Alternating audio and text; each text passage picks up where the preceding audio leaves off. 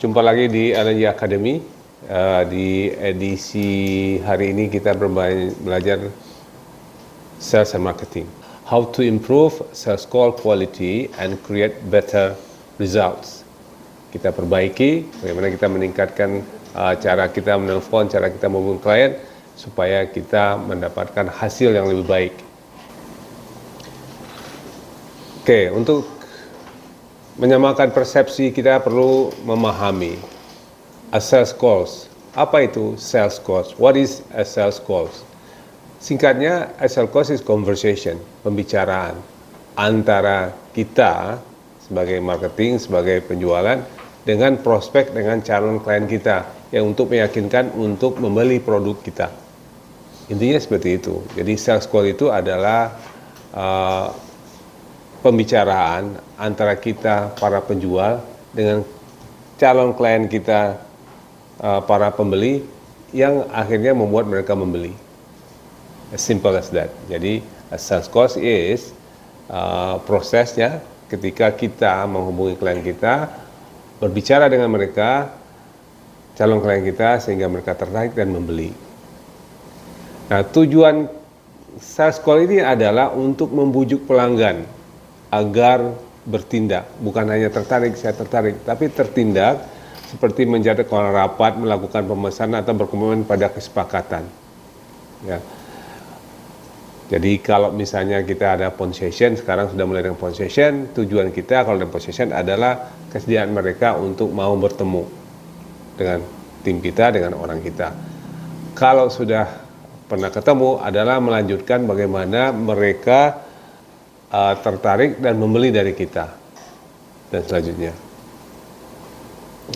Nah, sales call ini adalah bagian penting dari bisnis kita.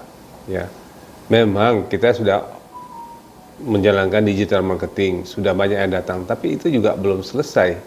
Kalian telepon, banyak yang telepon, tapi kalau tidak dilakukan follow up dengan sales calls, dengan follow up, maka itu belum selesai tugas kita. Hanya sebagian skill yang sudah selesai.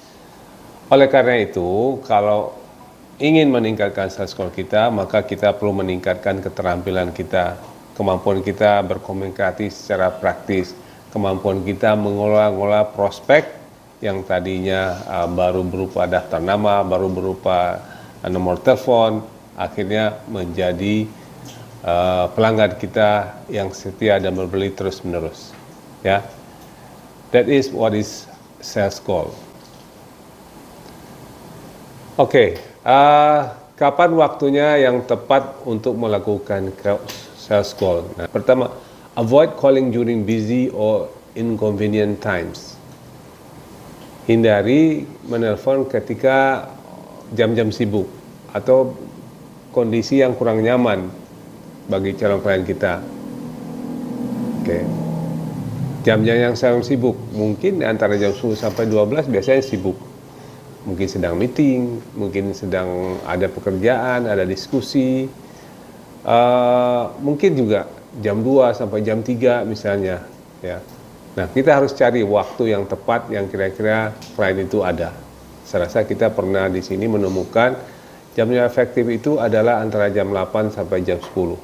Saya nggak tahu dari grup-grup sebelumnya menemukan waktu yang tepat menelpon klien itu adalah antara jam 8 jam 9. Kenapa jam 8 pagi-pagi? Ketika mereka baru sampai di kantor, mereka masih belum jadwalnya belum penuh. Ya, seperti kita juga, sebagian kita di sini, kalau kita telepon pagi-pagi kita masih preparation, masih. Ya.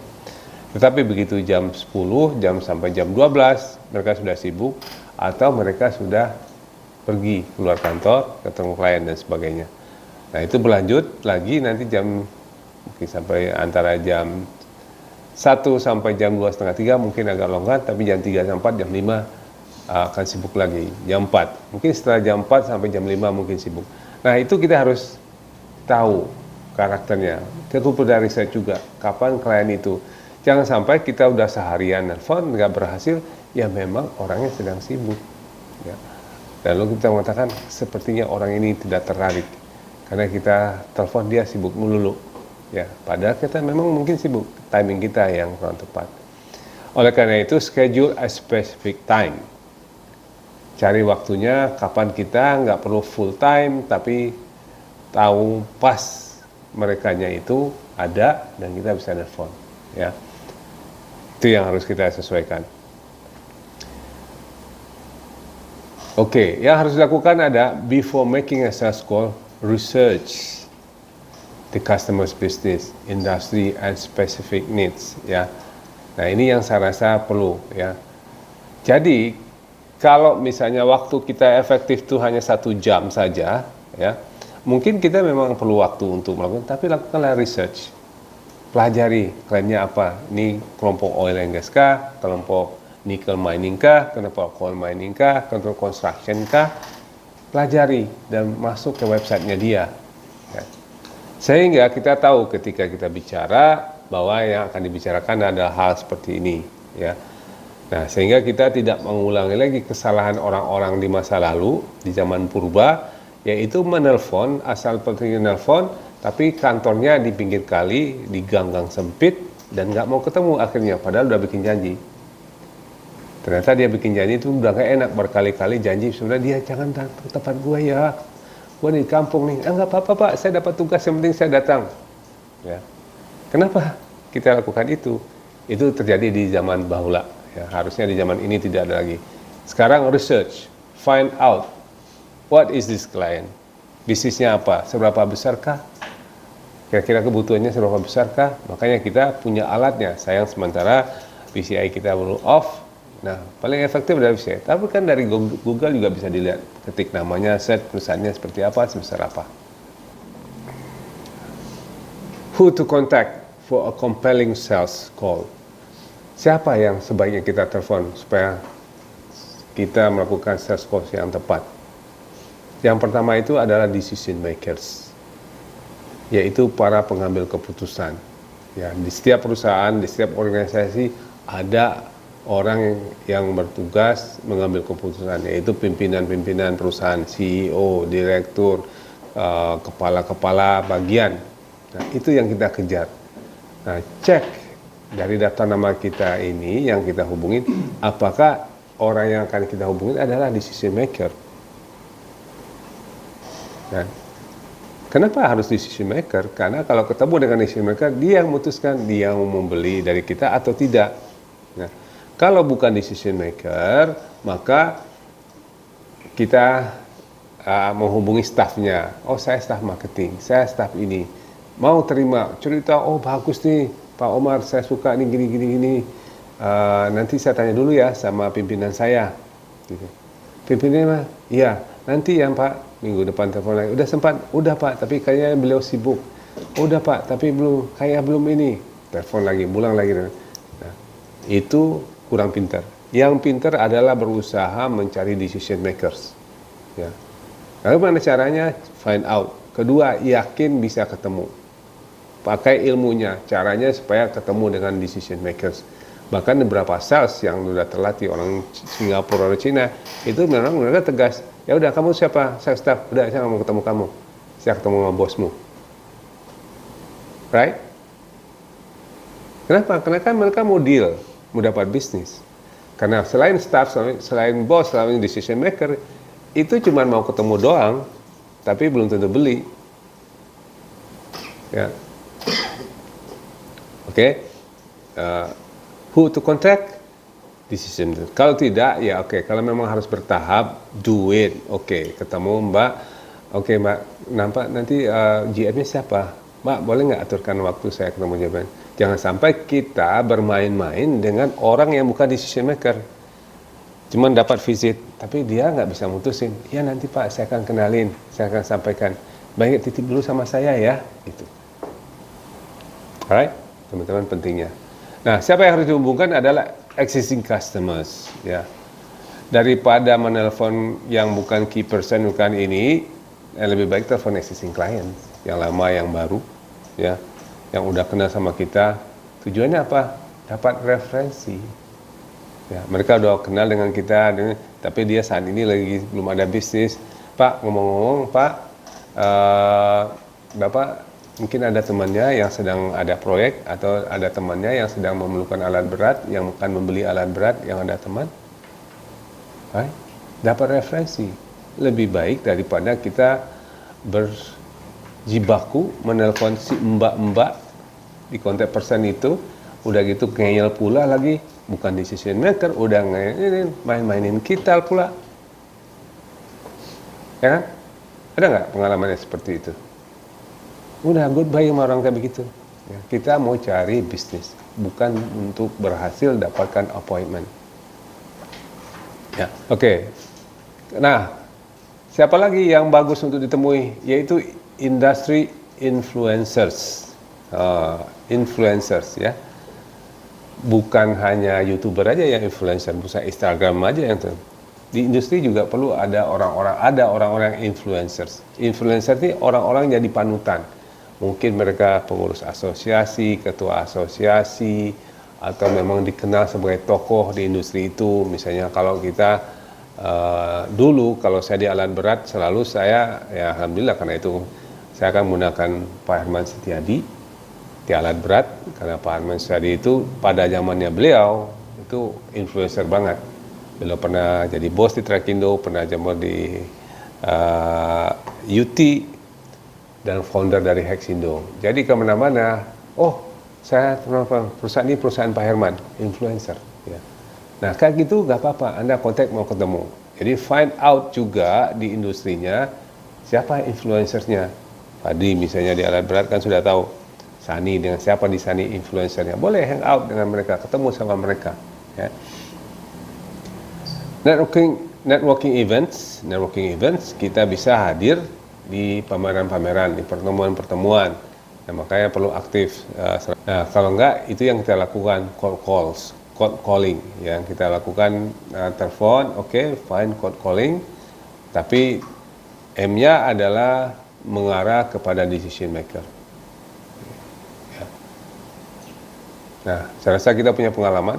Nah, IIL memang saya harap bisa hadir dan juga bisa di-share di sini bagaimana dulu kita membina dengan satu perusahaan kontraktor besar, tapi kita nggak kontak langsung dengan decision maker-nya. Bertahun-tahun kita di pingpong, udah kayak mau jadi nih bisnis. Kita harga bagus, tapi karena yang kita bukan decision maker, harga kita dikasih tahu sama yang kenal dengan decision maker, terus mereka banting. Nah, sekarang kita udah tahu dari decision maker-nya, sehingga kita punya peluang untuk dapat. Jadi teman-teman, perhatikan dengan siapa kita berhubungan, siapa yang kita hubungi. Now, why are sales call essentials? Kenapa sales call ini penting? Pertama, ya it's generate revenue. Ya disinilah kita dapat penghasilannya, ya. Ya tujuan kita menelpon, tujuan itu adalah hasil, ya hasilnya, ya.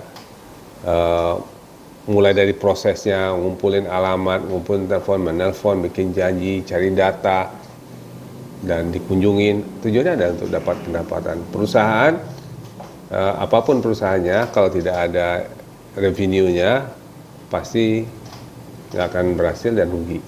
Dan karyawannya tidak makmur, investornya, pemiliknya juga apalagi. Ya. Jadi that's the essential of sales call. Kemudian sales call itu juga build relationship, membangun hubungan.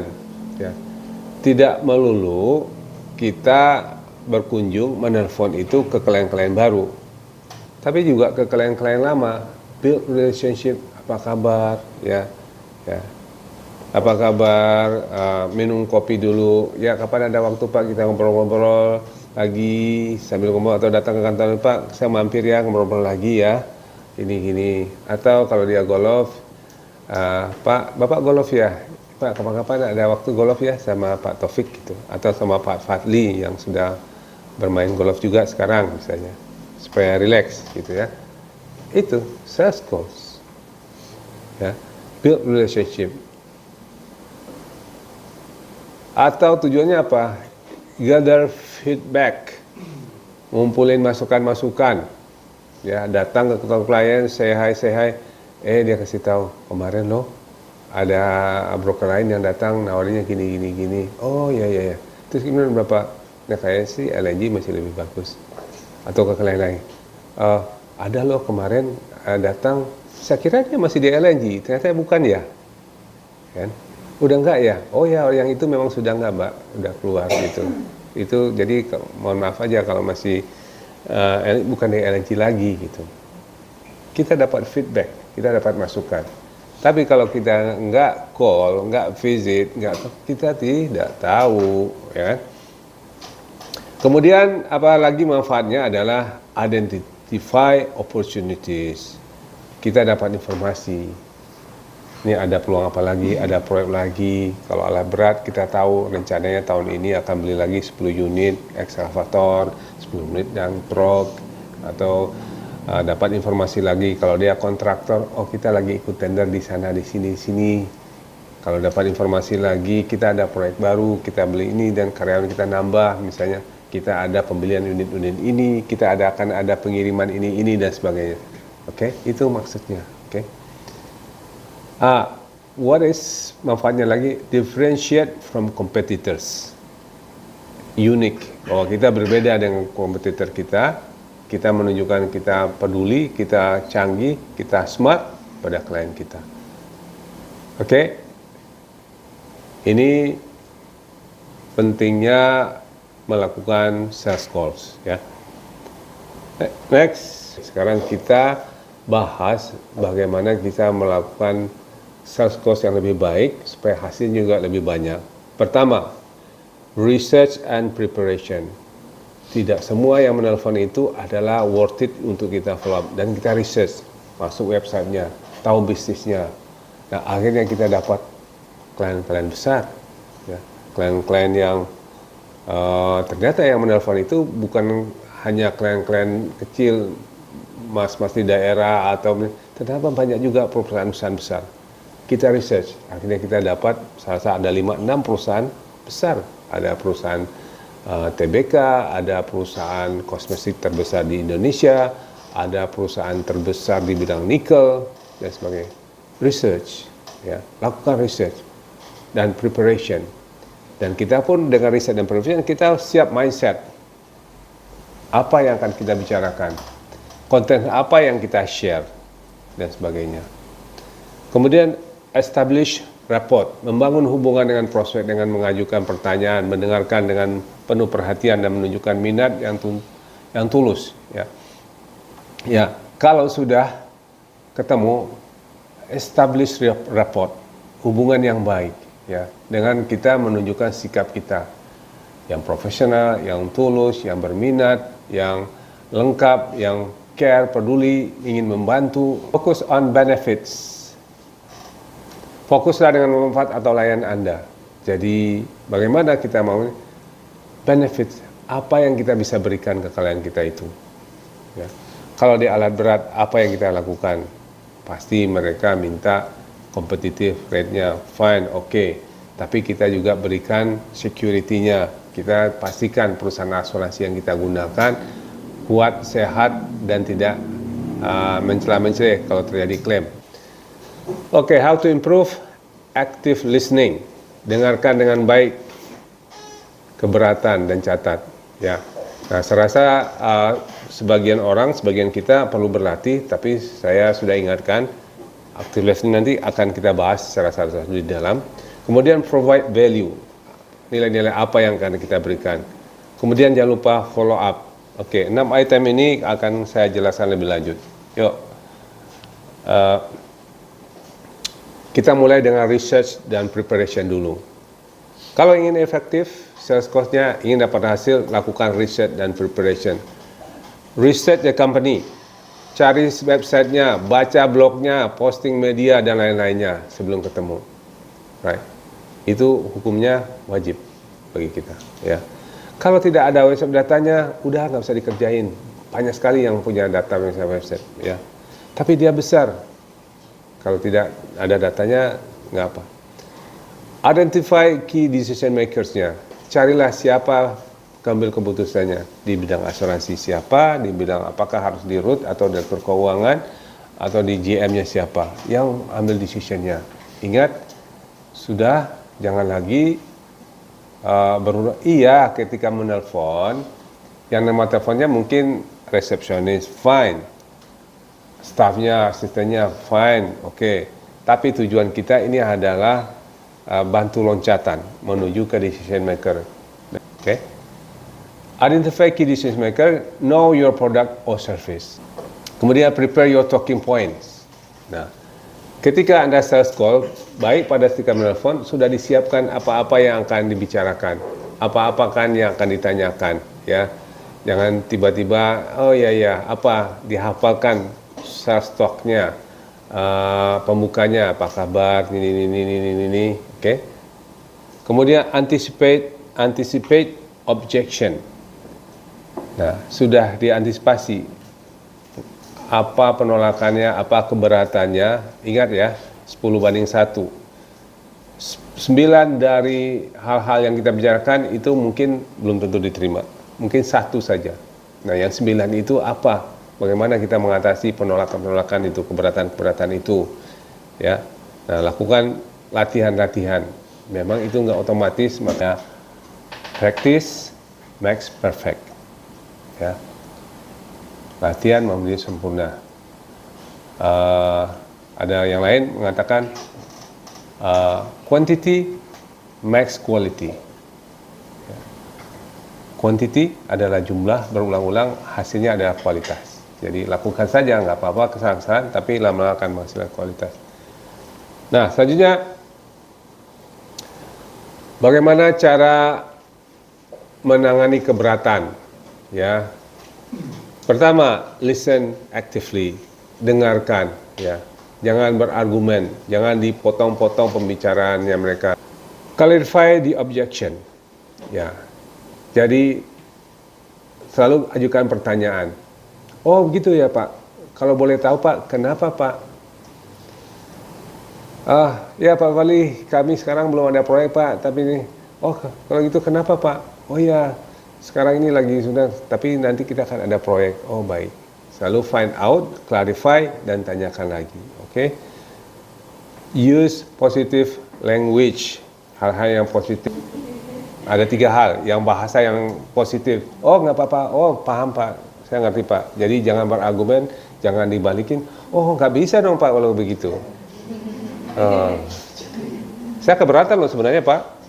Saya kan dulu kasih Pak, saya udah sakit mah Pak, Bapak kenapa begini-gini? Oke. Ya, hindari. Jangan berargumen, selalu gunakan positif. Oke. Offer alternative. Kalau gitu tawarkan hal yang lain. Oke, Pak, kalau untuk proyek sebenarnya memang kami sudah langganan Pak, asuransi kami ini dari grup ini. Oh, paham Pak. Tapi kalau ngomong liability nggak harus dari grup kan Pak? Oh itu nggak harus. Oh, kita mulai dengan coba dari liability aja Pak. Pak, kalau kargo, ya itu biasanya nggak kita Pak, subkon. Oke Pak, boleh nggak dikenalkan kami dengan subkonnya, ya sebagainya. Ya, offer alternative. Jadi kalau mereka bilang keberatan apa?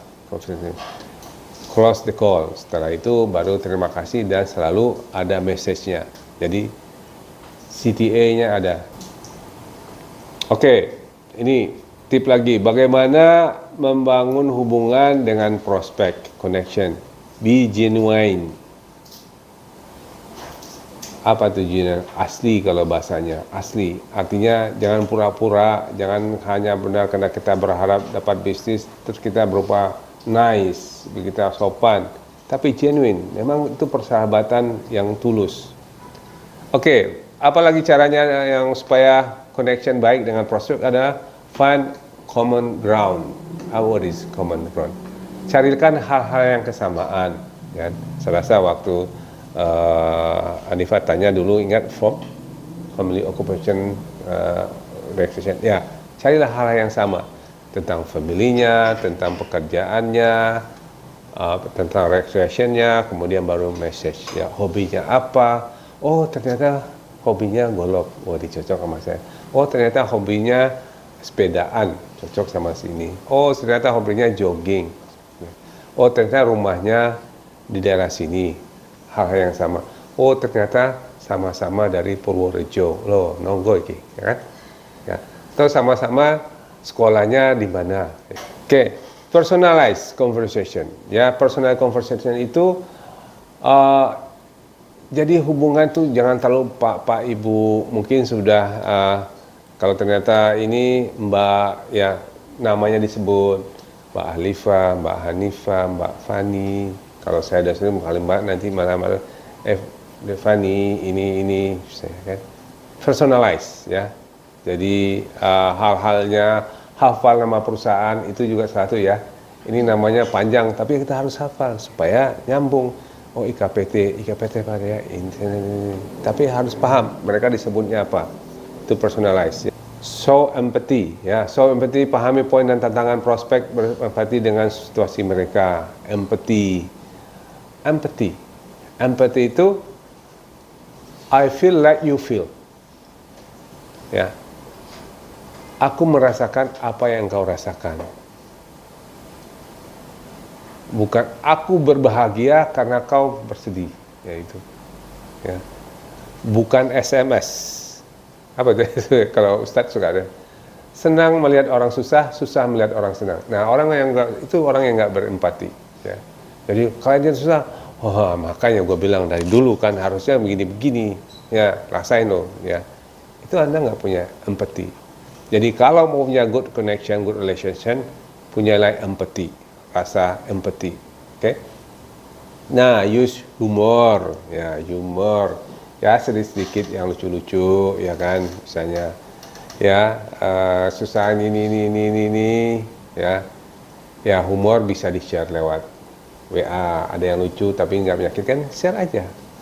Terus, nah salah satu rahasia saya, kalau saya sudah 2 kali 3 kali WA sama orang-orang baru, kenal baru, saya sudah mulai keluar dengan apa itu Mas? Icon. Makasih ya Mbak. Cing. Nah, jangan berbulan-bulan nggak keluar ini ya.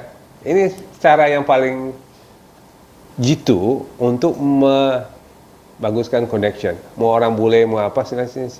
Akhirnya dibalas juga. Cing. Ya, akhirnya relax, fun. Ya. Jangan serius terus pakai icon. Ya. Just relaxation ya. Ya jangan terus kaku, ini harus formal ya tulisannya ya. No. Sense of humor perlu ya. Nah, tapi tetap be professional, tetap profesional, angka-angkanya benar, bahasanya juga dipertahankan, kualitinya tetap penting dipertahankan. Oke. Fokus on benefits. Itu yang nomor 2. Bagaimana supaya kita efektif tetap fokus dengan manfaat yang kita bisa berikan ke klien kita. Okay? Kemudian active listening ini sales course. What is it? Saya rasa kita sudah belajar bahwa di dalam ada kesalahan besar pemahaman orang tentang karir sebagai sales yang zaman dahulu tapi sekarang sudah pasti sudah enggak. Dan lalu selalu mengatakan bahwa menjadi sales itu jago jualan adalah jago bicara, pandai bicara, banyak bicara. Not at all. Big mistake ya. Tapi ternyata listening, active listening. Yang pertama adalah fokus on the prospect. Jadi kalau active listening itu fokus, dengarkan, tatap matanya. Ada yang lebih smart lagi. Tatap antara supaya enak lihat matanya, antara kedua matanya ada celah hidungnya di sini. Jadi itu namanya fokus. Kalau kita berbicara face to face, eye to eye, itu lihatnya di situ. Ya. Kemudian give attention, berikan perhatian Anda kepada prospek dan hindari gangguan seperti memeriksa email, menjawab telepon dan sebagainya. Ask, bertanya. Jadi kalau Anda ketemu klien, bicara dengan klien nggak mengajukan pertanyaan, Anda belum menjalankan tugas Anda dengan baik. Rephrase, cari kata-kata yang bisa mengungkapkan, ya, ulangi kata-kata mereka. Oh, Pak, jadi itu proyek itu ditunda ya Pak? Nah, misalnya. Oh, iya itu ditunda karena gini nih. Oh, oke. Oh, jadi nanti proyek berikutnya adalah proyek pembangunan PLTG 20 MW Pak? Iya betul, iya. Ya, nanti saya kasih tahu. Kalau sudah dekat-dekat, nanti pasti saya kasih tahu. Pastilah. Omar sama saya kasih tahu. Jadi praise, dicari berapa pertanyaan penting, ditanyakan kembali. Kemudian jangan lupa provide solution. Oke, Pak, kalau begitu Pak, boleh nggak saya usulkan solusi begini? Kalau Bapak memang akan mulai, bagaimana kalau sebelum proyek ini mulai, saya usul kita diskusi ramai-ramai Pak ya. Saya undang Pak Taufik karena beliau itu kan memang sudah paham sekali tentang risk management, tentang construction. Jadi sebelum kita mulai, sehingga nanti Bapak juga proyek ini benar-benar perfect. Jaminan asuransi sesuai dengan persyaratan kontrak, kemudian juga preminya nggak terlalu mahal, dan juga polisnya dibuat oleh perusahaan asing. Gimana Pak? Saya rasa boleh, kapan kira-kira? Solution. Anything, solution apa lagi? Pak, kalau gitu Bapak keberatan ya, rate-nya terlalu tinggi ya. Bapak gimana Pak? Kalau misalnya deductible-nya kita naikin sedikit, kan nggak terlalu, tapi preminya turun. Menurut Bapak gimana? Offer solution, ya. Use non-verbal, ya gunakan hal yang tidak non-verbal itu apa? Kalau kita bicara, tadi kan tanya, tapi non-verbal itu adalah gerakan-gerakan atau body language, ya. Body language itu apa? Oh gitu ya Pak, bagus Pak, ya nggak hanya, oh gitu Pak, oh.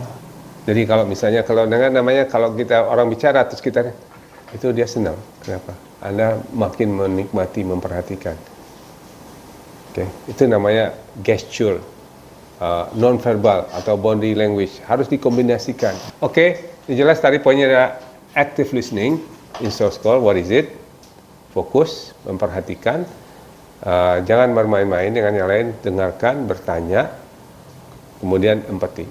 Providing value in sales call.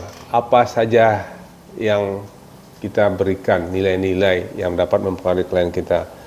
Pertama, highlight benefits. Offer solution. Offer solutionnya, oh gitu Pak ya. Yang paling sering adalah apa masalahnya? Premi mahal. Right? Pasti preminya mahal. Ya. Bagaimana solutionnya? Ya. Apakah deductible-nya dinaikin? Atau kita pilih asuransi? Atau mau nggak mau kita sacrifice commission? Tapi sedikit. Demonstrate expertise. Ya. Kalau saya mungkin sama Bu Il bisa menjelaskan karena kita punya.